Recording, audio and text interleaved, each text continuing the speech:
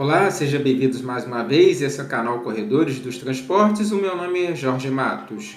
Quem já ouviu falar na história dos Taiobas?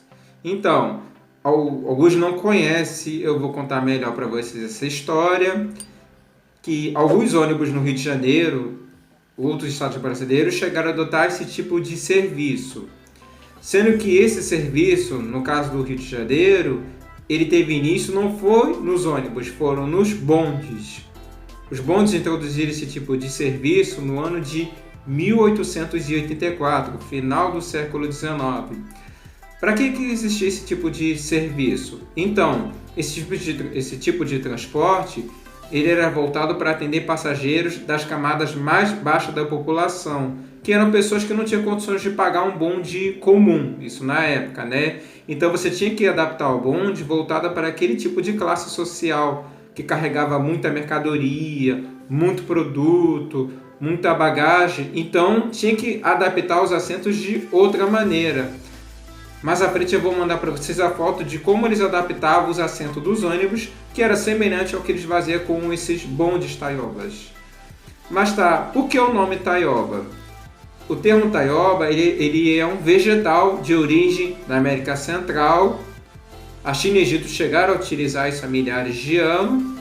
Quem trouxe esses Taiobas para o Brasil foram os europeus durante a colonização. Quando ele chegou no Brasil, ele foi introduzido em várias localidades. Regionalizou praticamente. No Rio de Janeiro, o seu cultivo ele ocorreu na Zona Oeste, predominou na Zona Oeste, na época conhecida como Sertão Carioca. Então, em referência a ser vegetal, criou esse tipo de serviço voltado para as camadas mais baixas da população, né? Os serviços Taiobas. Então, os bondes introduziram esse tipo de serviço. Na década de 1990, a Superintendência Municipal de Transportes Urbanos do Rio de Janeiro apresentou esse projeto dos ônibus Taiobas.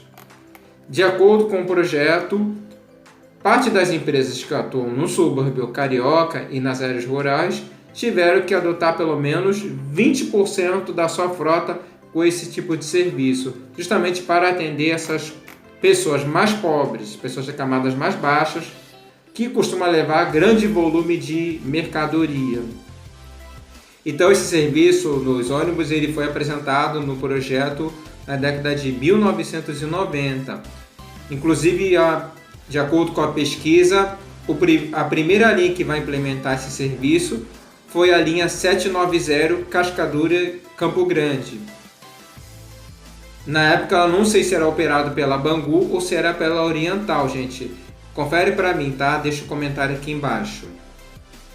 Então, esse serviço, ele foi um serviço diferenciado, em que eu não conhecia na época, apesar de que na época eu tinha 6 anos, mas eu nem sabia direito desse serviço. Depois que eu passei a pesquisar, que me despertou muita atenção a história desse tipo de serviço.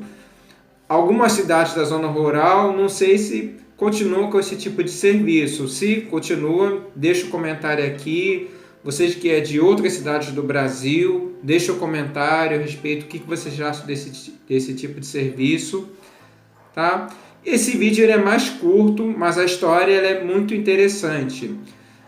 Tem um site chamado Mobilidade Fluminense, que lá tem uma listagem com todas as linhas de ônibus da Zona Oeste do Rio de Janeiro que operaram com esse tipo de serviço. Eu vou deixar o link aqui para vocês desse site. Aí vocês clicam lá e vocês vão conferir melhor essa história, ok? Bem, gente, então é isso. Se vocês gostaram, deixe seus comentários, inscreva-se no meu canal. A gente se vê então nos próximos vídeos.